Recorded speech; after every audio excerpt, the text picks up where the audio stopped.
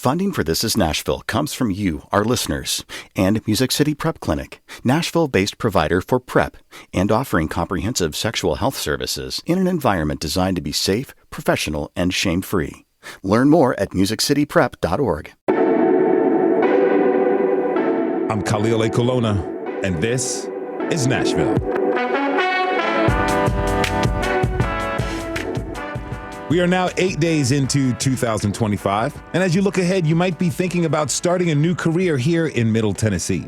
And we all know that job searching can be exciting, right? And it's also a daunting process. We're going to get into some career counseling resources for you later on the show. Seriously, we are. But we're going to start by talking about the job market here in Nashville and across the state. Joining us to break down the latest employment news are Katherine Ceicys, senior reporter for the Nashville Business Journal, and Dr. Donald Bruce, the Boyd Distinguished Professor at the Haslam College of Business at the University of Tennessee. Don, welcome to This Is Nashville. Thanks for having me. It's good to be here. Thank you for being here. And Adam, good to see you. Welcome back. Thanks for having me on. All right. So I do want to start talking about the big picture. Don, you helped write the economic report for the governor of the state of Tennessee, which just came out. Can you tell us what that report is and give us some of the big takeaways from it? Well, it's an honor to be of service to the people of Tennessee here in the Boyd Center. And the economic report to the governor is our most visible effort every year, and I'll give all credit to Dr. Larry Kessler, my colleague here in the center, who is our director of that project. But it's really our state's macroeconomic forecast, and we use this document each year to do our own forecast of the Tennessee economy.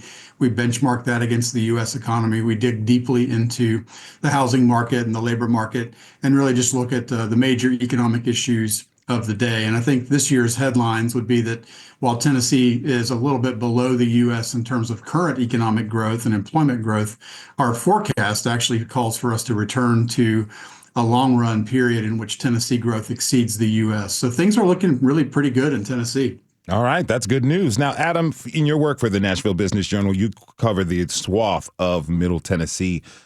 Taking a look back over 2024, what stands out to you of some of the biggest employment news that happened? Yeah, Nashville was one of the first metros in the nation to recover the number of jobs that were lost early in the pandemic, and the growth really continued throughout 2024, maybe in more of a slightly slower, steadier pace. It was not a year that featured the kind of sizable jobs announcements that Nashville's gotten used to in recent years. So one of the things I've been tracking is the return to office movement and how that's been playing out, which gets into questions not just about the meaning of work and why we work, but there's this fascinating push and pull between employers and employees over who has the upper hand in that relationship. And to get a little nerdy, that also gets into something that will be a topic in Nashville this year, which is property taxes. This is a year where every property in the county gets reappraised, and those office buildings pay a healthy share of property taxes. And if workers aren't coming into the office as much as they used to, that means reduced demand for office space, which can lead the value of those buildings to be lower, which just puts pressure on tax revenue. So that's something I'm looking at as the year goes along. As you find out more, I promise you to come back on the show to talk about that. Absolutely. All right. Now, I do want to talk about some specifics about employment. Don, where are we in terms of unemployment numbers in Tennessee right now? Well, right now, in the most recent data, Tennessee's unemployment rate is right around 3.5%, which is a little higher than it has been in recent months, but still well below the U.S. Locally, more in Middle Tennessee, around Nashville, it's around 2.9%. And it's been hovering around there while the statewide number has gone up from about 3% to 3.5% statewide since last June. So things have been relatively stronger in Middle Tennessee. About how many people does that give us in the Nashville area? Oh, my goodness. You're going to ask me to do math. I'm actually really good at math. Well, Nashville is about a third of the state's labor force, if you really drill it down, in the Middle Tennessee metro area. The labor force in Nashville is just over 1 million people. We're talking about 1.1, 1.2 million. So 3% of that is not negligible. There's a sizable number of people who would like to have jobs who don't have them. But all things considered, it's a lower unemployment rate than we've seen in lesser economic times for sure. Now, I understand that that number is projected to change in the next year. What are you anticipating in terms of that change as we head into 2025? Well, our projections are state level, and we do expect Tennessee's unemployment rate to drift gradually upward. We're around, for the course of all of 2024, an average of around 3.2% unemployment. We expect to be around 3.3, 3.4 over the next 2 years, topping out around 3.8%. Before coming back down to a more sustainable long run average. So not really bad at all, honestly. All right. Now, recently, some companies have reported that they cannot fill open positions that they have. Do we know why, Adam, that these employers are having a hard time finding the right kind of workers? Is it a lack of technical skills, worker preferences, barriers, kind of like transportation, childcare, or this, what you were taking note of, this return to the office type of environment? My shortest answer is all of the above. I think it's a mix of those things. What's interesting about the numbers Don is talking about is that even if every unemployed person in our region who was seeking work got a job today, there would still be thousands of job openings left over that are going unfilled. And so transportation is a huge issue, especially when you look at a lot of the jobs that make the city run in the hospitality industry. That's one industry that comes to mind right away. Childcare is a massive issue, especially as some of these large corporations are kicking off this year, once again trying to enforce a 5 days in the office mandate on their employees. Well, that, childcare is an industry that was in rough shape before the pandemic. There was huge federal aid that helped a lot of those institutions, and that has expired and gone away. That safety net isn't there anymore. It's not an industry with big profit margins already. And now you would have workers who might otherwise take that job, but they don't have an answer readily available for childcare. And so they're going to have to sit on the sidelines or be at kind of less than 40 hours a week, having to balance all those things. So it really is, worker preferences, transportation, childcare, the price of housing and how you need to be going further from the city center to find some more attainable housing. That puts a strain on, can you reliably get to and from your job site every day? There's just a swirl of factors that workers are having to wrestle with. Well, what industries right now are hiring and growing at the moment? Yeah, I think one of the ones that comes to mind right away is the healthcare industry, which of course has long been a big player in town and continues to have a big need for hiring. The hospitality industry also, as Nashville's tourism sector just continues to churn out these record numbers of visitors and events.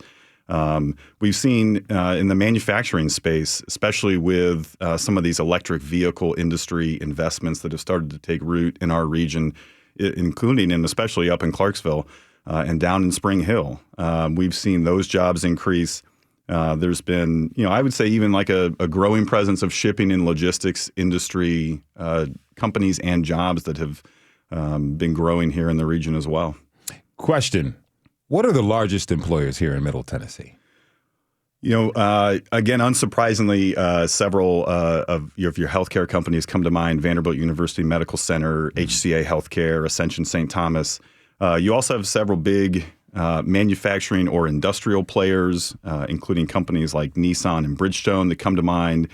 Amazon has certainly grown its presence in the region, not just with distribution facilities, but also their downtown corporate office presence that they continue to build. You've got a mix of retailers in there, from Kroger to Dollar General to Cracker Barrel, and really a wide array of big employers in the area. I'd love for both of you to answer this. Don, you first. Overall, how does Tennessee's economy compare to national trends, particularly in this post-COVID era that we're in? Are we in good shape? Yeah, I think we really are in good shape. It's a great question. Tennessee got out of the gate after COVID like a rocket. We really got back to work more quickly. We got back to full employment more quickly. We recovered all the employment losses in Tennessee more quickly than most other states.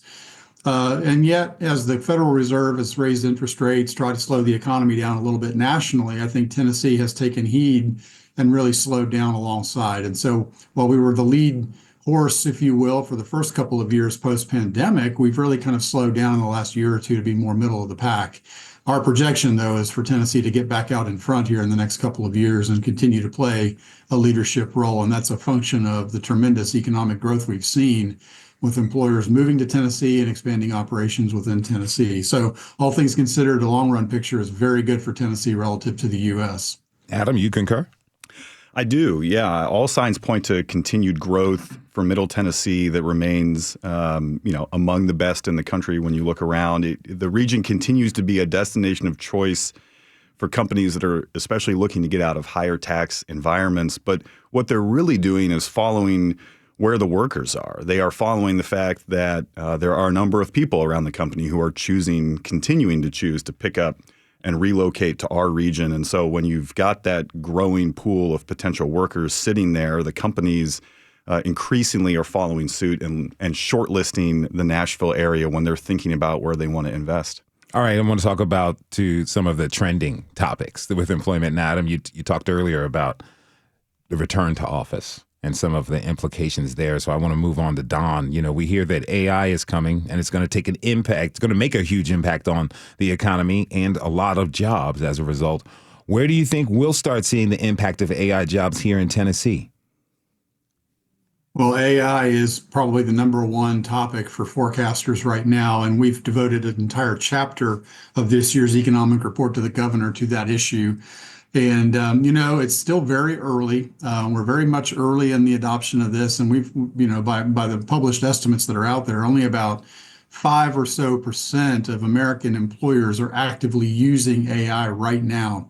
And those industries seem to be focused in those growth industries like information, professional and scientific and technical services, the education sector. A lot of the service sectors have really been early adopters. And for our good fortune in Tennessee, those are very heavily represented in the state. But I think it's important to recognize, and we do this in the chapter, is that while it is a very significant share of firms, it's a perhaps smaller share of employees that might be sort of at risk from the growth of AI. I think what we're seeing, which is very interesting, is that those industries that are facing perhaps the most significant labor market shortages, they have no choice but to adopt AI. And we're seeing a little bit more rapid deployment there to account for the fact that workers are just harder to find.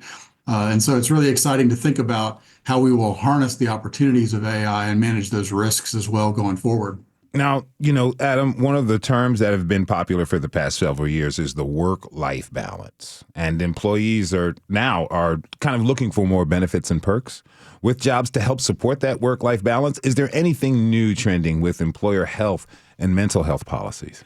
Well, I think with this shortage of workers that so many companies are reporting, that's increasingly prompting or spurring them to turn to these extra benefits and widen the array of what they're trying to offer workers to win that competition beyond just what they're paying. But are there mental health resources available? Is there some sort of childcare or transportation benefit or stipend that they can be offering to help offset some of those costs, to help not just find those employees, but then be able to, more importantly, hold on to those employees because higher turnover is very costly for companies. It's a huge headache. So once they get those workers, they really are trying harder and harder to hang on to them. And paid time off, I imagine, is a big one with them as well. Absolutely. I think it's a more front burner conversation post-pandemic, understandably, as we've seen kind of our eyes open to different ways of how we can work, where we can work. And I think a lot of proof that in a number of cases, workers can be as effective or even more effective with greater flexibility built into their work schedule. Mm-hmm. Now, Don, I have to say, I think about at least 2 times a week on This is Nashville, there's some sort of conversation about cost of living and affordability of Nashville and Middle Tennessee. So I ask you this, how are wages across the state? How are they looking? Are we matching the cost of living? Where do we stand in comparison to the rest of the country? Well, that's really the important calculation. As prices go up, things get more expensive. And so we just hope that wages and salaries grow by a little bit faster rate so that we feel better off. And that's not really been the case across the entire income distribution in the past several years. Well, the shortage Adam talked about, and by our measure, about statewide, we're short about 60,000 workers right now. That is putting tremendous upward pressure on wages, but they haven't grown quite as quickly as we might have thought. And the problem is that the big ticket consumption items like housing especially, but also childcare, are in such constrained supply that the prices there have gone up so much more quickly than earnings. And so people do feel like they're falling behind a little bit in terms of standard of living. I would say this, though, for a young person in today's Middle Tennessee economy, it's never really been better. There's opportunities out there to gain skills and training and to have a multitude of job opportunities to choose from if you're willing to, show up for work and do the small things and pay attention to the details. I think those opportunities are out there to get into a position that will grow more quickly than prices over time. Those wages are expected to grow more quickly than prices in our forecast, and we don't see any reason why people should feel like they're being excluded from that. Those opportunities are out there. All right, so given that, and based on what you know, what will you be keeping an eye on when it comes to employment within the next year? Well, I think we need to really be thinking. I know we're dealing with this in Knoxville, but also in Nashville. We need to build more housing. We need to expand capacity. Availability of those amenities is really, really important to be able for our labor supply to keep up with labor demand. Another major factor is immigration. We're going to have to pay very close attention to immigration policy and immigration flows because, Tennessee's population without immigration has been declining in the last several years. We've had more deaths than we've had births, just as the population has been aging. And so a continued flow of people into the state of Tennessee, whether that's internationally or from other states, and it's mostly from other states, that's going to allow us to keep up with that labor demand going forward. Well, maybe we can do some sort of episode come Valentine's Day to help with those birth rates. We got your back. Adam, tell me this. What are you keeping an eye on for as we go into employment next year? Well, to build off of what Don was talking about, I used to live in a much smaller market where there was a prevailing concern that there weren't the jobs there for the younger generation to come back to. Once they went off to college, that was going to be it. And I would agree with Don, that's not the case in Middle Tennessee right now. There's a lot of jobs. The concern I increasingly hear is that that next generation can't afford to live in Nashville. The jobs might be here, but the affordability is becoming a more, pressure or pain point for that next generation. So there is a lot of opportunity, but we do have to keep our eye closer than ever on those other costs that factor into the decision making. Adam Shitsko, is the senior reporter at the Nashville Business Journal, and Dr. Donald Bruce is the Boyd Distinguished Professor at the Haslam College of Business at UT Knoxville. Gentlemen, thank you both for being here. Thank you.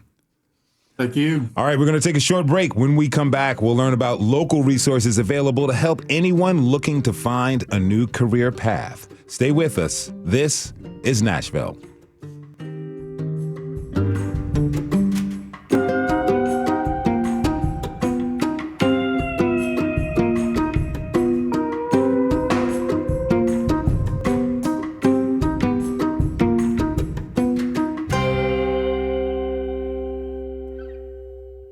Funding for This is Nashville comes from you, our listeners, and Music City Prep Clinic, Nashville-based provider for PrEP and offering comprehensive sexual health services in an environment designed to be safe, professional, and shame-free. Learn more at musiccityprep.org. I'm Khalil A. Colonna, and this is Nashville.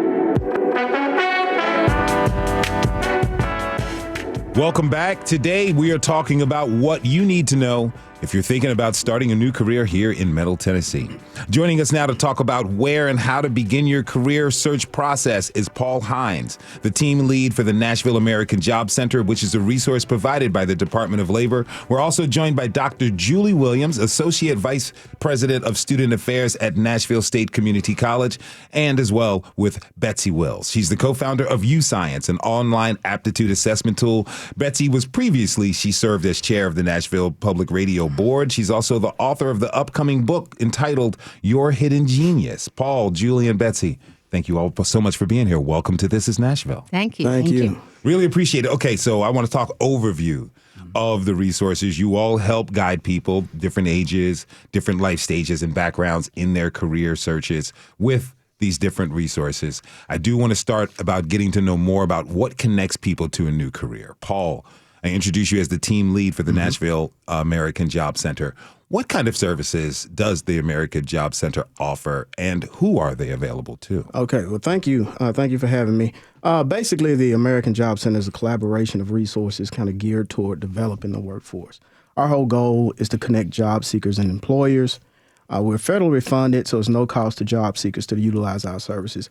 We offer a variety of different services. The basic core services is going to be unemployment assistance, job search assistance, computer access, access to customized workshops, employers, and job fairs. Now, when we meet with someone one-on-one, we also offer the intensive services. So that's going to basically be your career coaching, case management, resume prep, access to short-term training. And our training consists of, healthcare, transportation, construction, and IT. Who do you see coming through the doors? Is it a wide swath of people, different ages, different generations? All ages, all generations. Since COVID, it's changed. It's now a job seekers market. Job seekers can pick and choose where they go.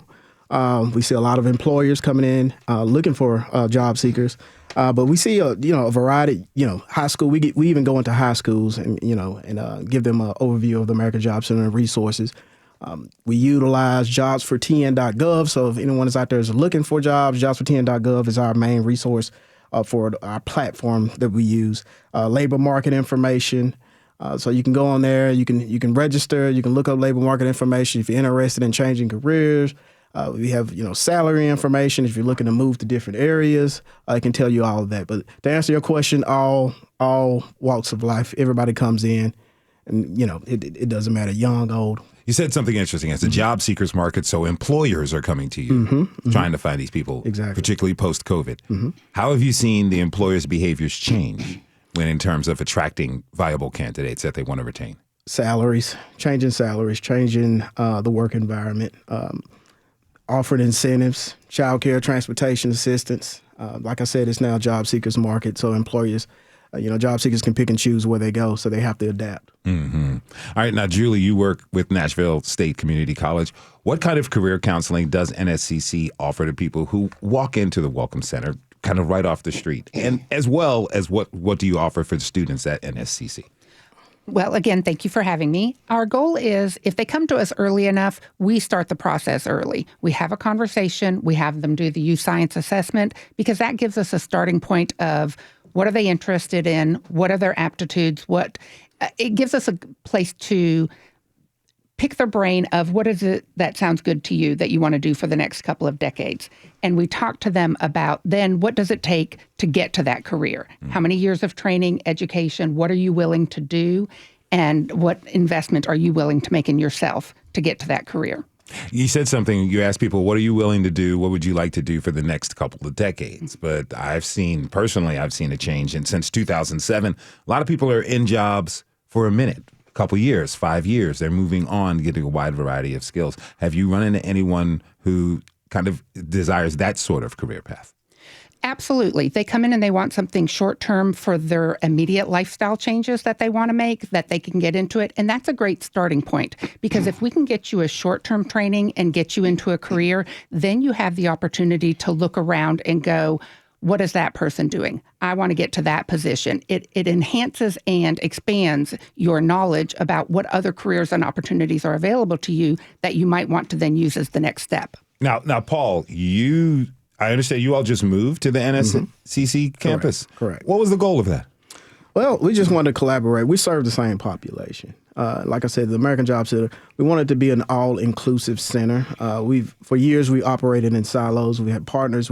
People would come in, we would assess them, we would send them to different locations. And we thought it would just be a good idea to collaborate, with Nashville State. We send job seekers there for training as well. Have everything under one roof. Someone wants to come in, they want to go into training. They may want help with a resume, job searching. They may, they want to attend a job fair. Have everything in one stop shop. So just eliminate that barrier. Transportation has been a barrier. Asking somebody to drive around town to get services. Why not have all the services in one area and services everyone? Makes sense. Pretty easy for folks. Now, Betsy, you're the co-founder of Youth Science, which offers an online aptitude test which is this tool to help people in their career planning. And there are different types of aptitude tests available to the public. Many school systems are now offering aptitude tests for free to students as early as middle school. Can you tell us what the U-Science tests are for? Well, I like to say it's the Ferrari of career assessments. Okay. We're in a new age, thank goodness. I'm 58 years old, and when I was measured for, what career to go in, it was a self-reported interest test. And that sort of acts like a boomerang. It's really a survey where you tell the survey something and it comes back and tells you what you told the survey. That's not that helpful. Aptitudes have not been available to people to have measured really until recently in an online environment. So U-Science offers that. And what aptitudes are is an assessment of what you naturally do well.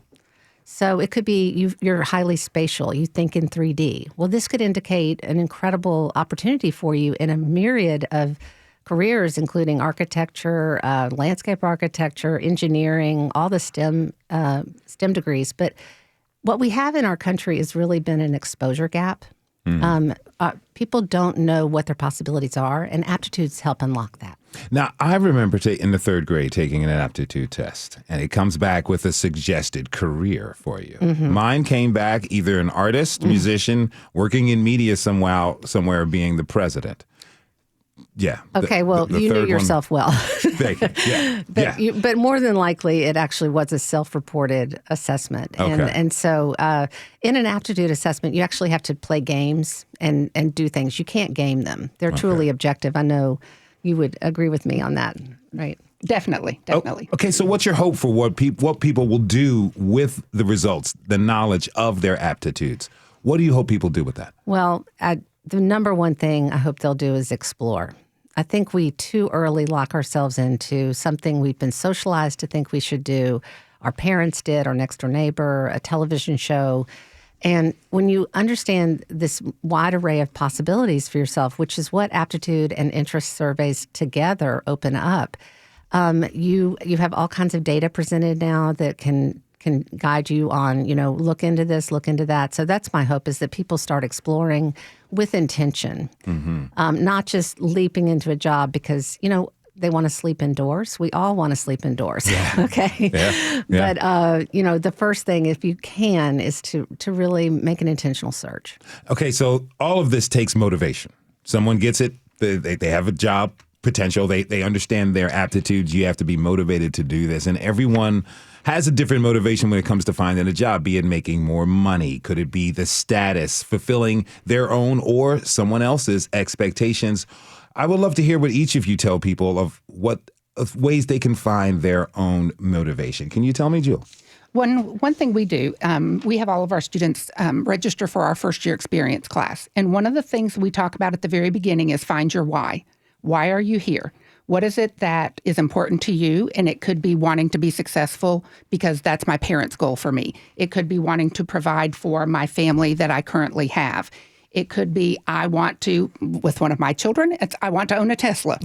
Okay. And so whatever your why is going to help you have that motivation to keep going forward. So we have them determine what is your why. Paul, what do you tell folks to motivate them? I would say the same. What is your why? And, when they meet with us, we do this initial assessment and kind of get a feel from them what they really want to do and develop that career plan, long-term goals, short-term goals. But yeah, I can say the same. Develop your why, know how to get there, meet with us. We can construct a plan for you so you can meet those goals. If you're just tuning in, this is Nashville, and I'm your host, Khalil Ekolona. We're talking about finding a new career in 2025. My guests are Dr. Julie Williams, Paul Hines, and Betsy Wills. Betsy, what do you tell folks to motivate them? Well, people come at all ages. I think what's important today to understand is that, people think they're having a career crisis. But really, careers are in crisis. We don't even know what the career is going to be for us in another 10 years. So understanding yourself first, self-awareness is key. And then also setting the expectation for what you get out of your career and what else you want out of your life. It could be your avocations are where you're going to find your why or your most satisfaction. Jobs are jobs. If I could have a nickel for every unhappy 40-year-old lawyer I speak to. Yeah. But I actually know a lawyer who had a huge spatial ability. And working in law is very abstract, not that spatial. And when he discovered this using the aptitude assessments, he actually enjoys going to garage sales on weekends and buying toasters that are broken and coming home and putting them back together, unplugging them, putting them back together, tearing them apart to get that spatial ability used. Or he bought I think it was a Lego set to enjoy that. So my point is that sometimes your job is just your job. You want to get the most out of it you can. But your avocations are just as important, and this is what we hope will unlock. How often are you all finding that people being able to separate themselves and their self-worth from the job and the work that they do? Is that an issue that you both are finding? Julie? I think that our culture has inscribed it in students specifically that your self-worth is sometimes equal to your income. And I think that's what Betsy is saying. We've got to separate that out for them, and that your self-worth is something else internal, and this position and this job that you're in is an external factor, and help them see that they can be separate. And we have to be careful with that. We have to be very, very careful with that. That's some advice I would give my students when I was a teacher. Now, NSCC offers the U-Science Aptitude platform to students. How have you seen them respond and use the information that they get from knowing their interests and, more importantly, their aptitudes?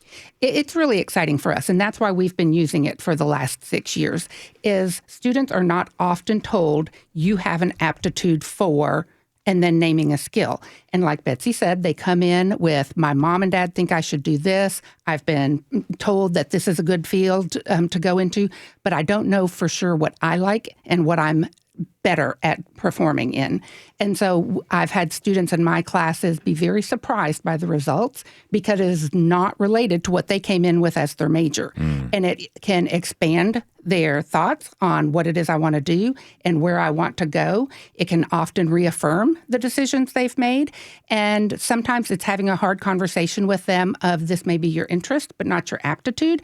And as long as you know that it's going to take extra work and effort on your part, you're capable of doing it. But at least now you know what you're dealing with and what you're bringing to the table in getting to this career. I'd like to expand upon that. Betsy, like say someone's been in a career for 25 years or maybe 15 years, right? They're thinking about doing something. Do they understand that what they've been doing is different from their natural aptitudes, kind of like the attorney you just mentioned? What should people consider? Because I imagine it's a pretty tough thing when you say, I've been doing this for 15 years, but my natural aptitudes fit for something else. People may not want to start over. Right. And I would never tell someone to start all over. I mean, obviously, you can be in situations where you're really burnt out or really bored. And in those cases, you do need to evaluate it. But the first thing to do is think about what small adjustments you might be able to make. Think about what you might be able to do outside of work, whether it's take a pottery class or do volunteer work that involves your aptitudes and engages you,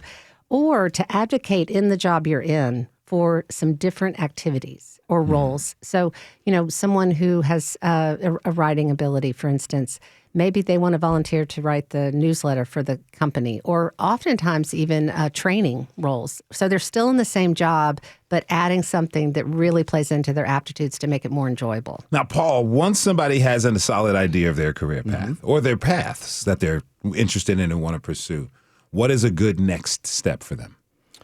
Well, when they meet with us, once they make that determination, it's just finding out, the career path, finding out what's needed, what credential is needed, and working toward that credential. And we kind of help guide them along that way. We'll assist a lot of clients that come in that's been displaced, that maybe have been doing a job for, 20, 30 years, and they was just recently laid off. So they come in and they don't, they don't know how to apply for, jobs now. Back then they applied, it was paper, now it's online. So things have changed. But yeah, just kind of like I said, developing that plan. They may need someone to hold their hand a little bit and help guide them and refer them to the appropriate resources. It's like interning and shadowing work. Like today, we have a shadow from Harpeth Hall, a young lady who's a junior in school who's coming in to see. She's not even sure if she wants to engage in public radio or even journalism, but she wants to get the experience to see if it's something that works for her. Yes, that works as well. On the job training, apprenticeship programs, we have funding for that as well. We can funnel and refer clients to those. So I think, shadowing, going and seeing, what we do. If they're interested in a certain, construction, IT, going, maybe applying for those apprenticeship programs, and it'll give them some time to earn and learn. Now, Betsy, when do you caution people to maybe slow down and take a pause before jumping out of their current path or job? Every single day. I mean, it's a temptation to throw your job on the witness stand, like you're the problem, and sometimes it's something else going on. So, you want to ask yourself, how did I get into this in the first place? To Julie's point, what were my motivations? But maybe your motivations have changed, and you want something different. So, recognizing that and really, again, investing in knowing yourself is key. So it takes a lot of courage to start something new. What would you tell anyone who wants to start a new career, who began the process of searching, but they may feel uncertain or maybe even frozen at the possibilities that are laid out in front of them? I would go slow. But I would evaluate the skills I have and the needs I have outside of that. But finding the sweet spot for where your aptitudes and your interests meet, that's the goal. Keep that in mind and talk to as many people as you can. Is there time some people feel like, I remember talking to a junior in college who felt like if she didn't have it all together by 25, she was a failure. Oh, no. Yeah. We've got a long time. We really do. Go ahead. And we have, 50% of our students at Nashville State are classified as adults. They're older students who didn't come to college right out of high school and are starting to determine where they want to go. And I think it's important to have that conversation with them. If you're 25 now, are you willing to commit 2 years, 4 years, even 8 years of training and education to get to a career that you will be happy in? We're working now well into our 60s, even people into their 70s. And so 25 is really just the starting point. And that's a mindset we have to change. Yeah. Now, Betsy, you've been doing this work to help people find their true mission and their true calling when it comes to employment. What do you love most about your job? Oh, I love seeing people light up when they realize they have some innate ability that they maybe were discounting all this time. Usually they're not a surprise to people, but they're things that they've put on the back burner. So I love that realization and then giving people the confidence and courage to go after it. That's really exciting. Betsy Wills is the co-founder of UScience, an online aptitude test, and she's the author of Your Hidden Genius, which is going to be out soon, right? The 21st. And it includes the assessment, a code to take the assessment for all ages. Okay, wonderful. Wonderful. I want to thank you so much for being here with us. Paul Hines and Dr. Julie Williams will stick with us after the break. Okay, when we come back, we're going to continue the conversation with our guests about how to take the first steps toward a new career. Perhaps it's the right career for you. Stay with us. This is Nashville.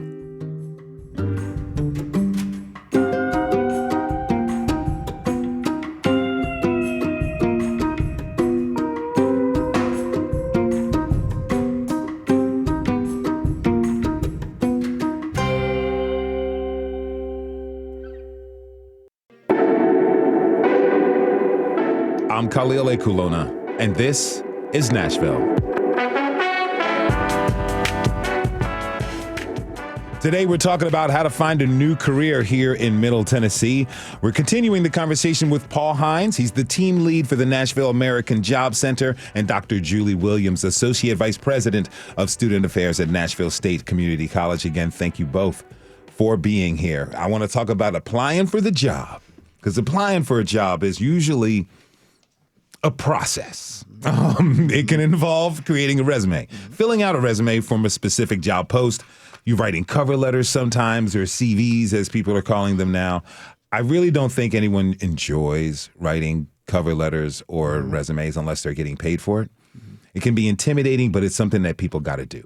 What resources are available online to help someone write a resume, Paul? Like I said, we have the jobsfortn.gov.gov site is a resource. We have a lot of virtual recruiter resume resources in there. Once you register for the job site, you can go in there and we have, like I said, we have a lot of resources in there.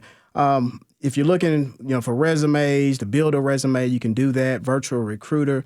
Typically, when somebody comes in, that's kind of where we start them at. We do a general assessment. We get them registered on Jobs for TN. If they don't have a resume, if they do have a resume, they may bring that in. We can look at that, develop them a cover letter, and it kind of all depends on what they're interested in, the type of job they're interested in. So we have them customize their resume or customize that cover letter to that job. Now, Julie, what are some of the basics to keep in mind? Because resume language is a lot different from the language most of us use every day. People can get intimidated by that.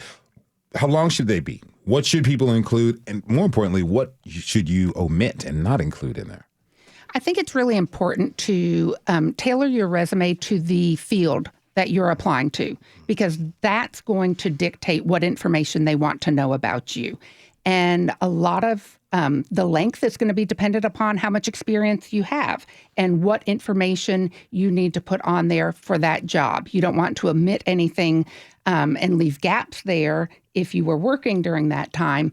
But I think it's looking at the templates, and often the templates can be sorted by the career field that you're going into. That will give you an overview of what that employment situation is looking for.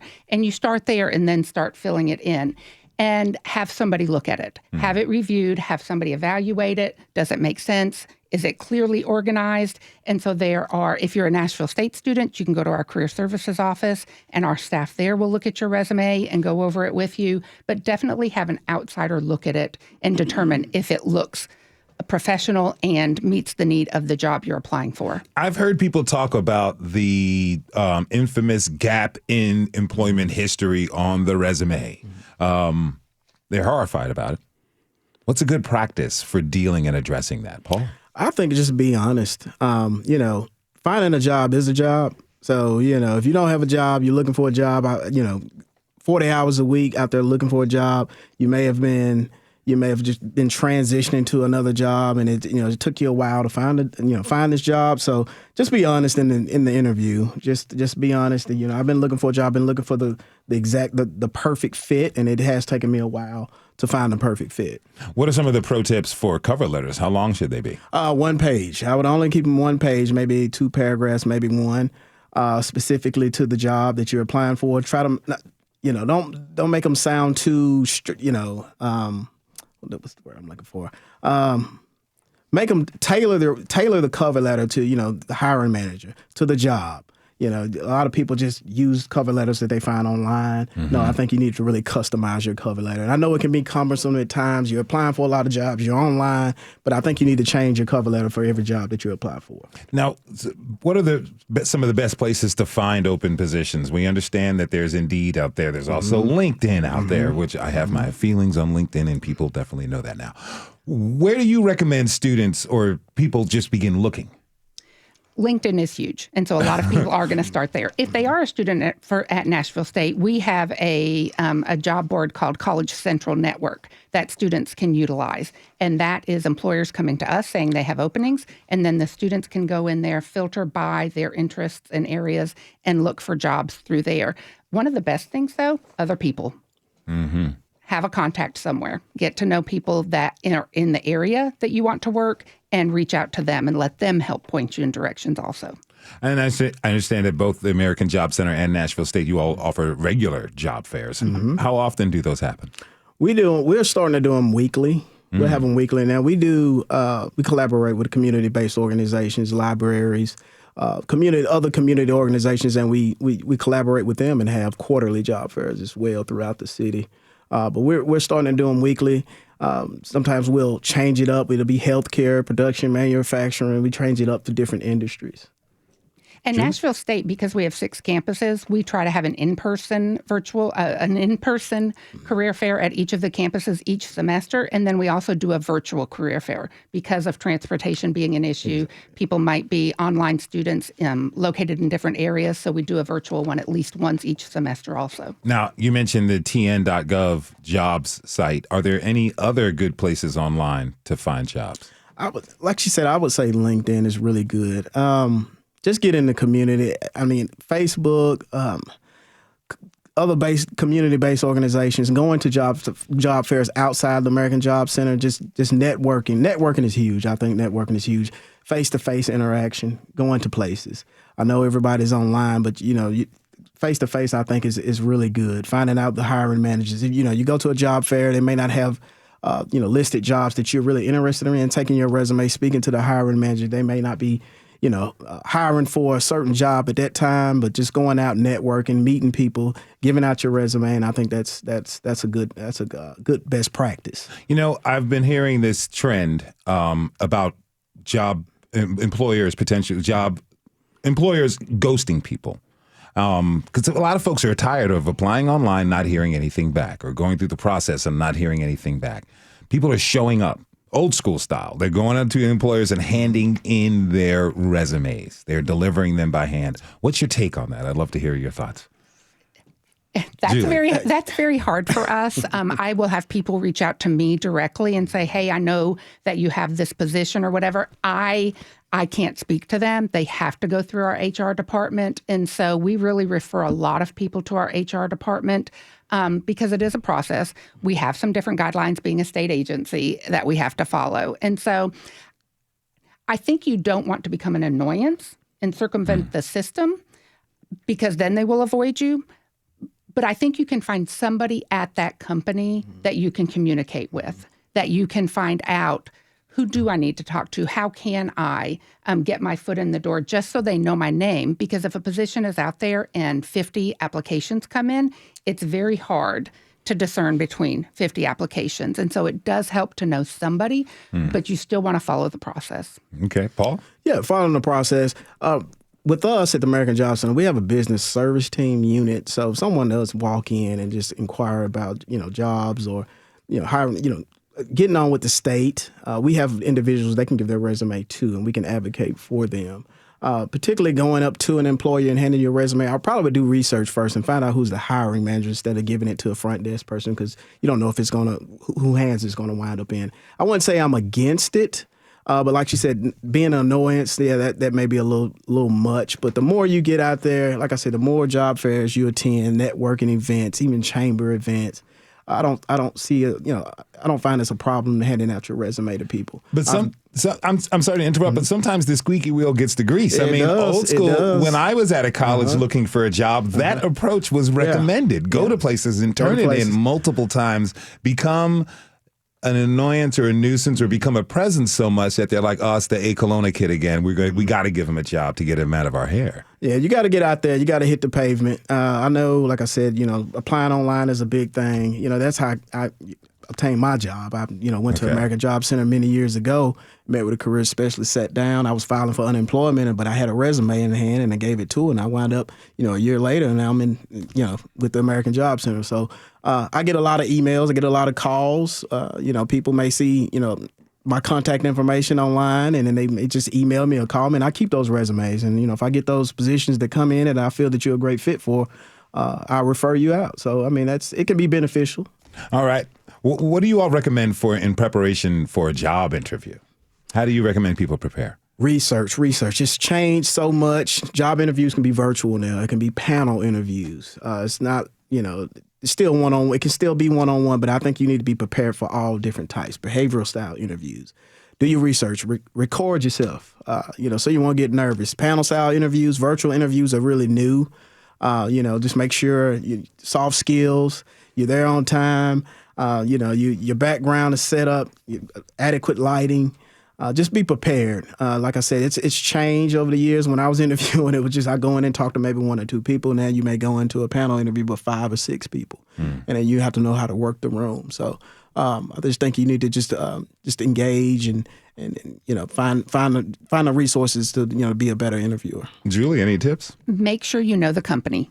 You need to be able to speak to the company that you are applying to because they're going to ask you, why do you want to work for us? And so you need to make the connection between these are my skills and my areas of interest, and this is how I can work with you because I read, I observed, I saw that you do these types of things. It's important to know that you know who we are and that you want to work for us specifically. You're not just looking for another job. And so know the company. And then very importantly, to be prepared for that interview by practicing, talking out loud, anticipating the questions. A job search can be long, short, can be painful, surprising. It can be quite easy as well. A lot of all the things it is. In your experience, briefly, I've got about 45 seconds left. We'll start with you, Julie. What do people really need to know to be successful in navigating this process? know themselves and what they want to do and what they can offer a company. Because essentially that's what you're doing. You're selling yourself to an employer on how you can serve them. Paul. Know your self-worth. You're not just being interviewed. You're interviewing the company as well. So do your research, know yourself, and just keep at it. Hit the ground running. Do as much research as you can. All right. Those are lessons for people to find a new career in 2025. Paul Hines is the team lead for the Nashville American Job Center, a resource provided by the Department of Labor. And Dr. Julie Williams is the Associate Vice President of Student Affairs at Nashville State Community College. Thanks to you both for being with us. Really appreciate you coming on to the show. And listeners, you can find links to all the resources we talked about on today's show's episode web post at thisisnashville.org. Thanks to you for tuning in this hour. This is Nashville is a production of Nashville Public Radio. Today's episode was produced by Katherine Ceicys. It was directed by Tasha A.F. Lemley. Our technical director and board operator is Liv Lombardi. The masterminds behind our theme music are LaRange and Namir Blade. Listen back at thisisnashville.org or wherever you get good podcasts. You can also call us 615-751-2500. This is Nashville. I'm Khalil Ekolona. We'll see you tomorrow, everybody, and be good to each other.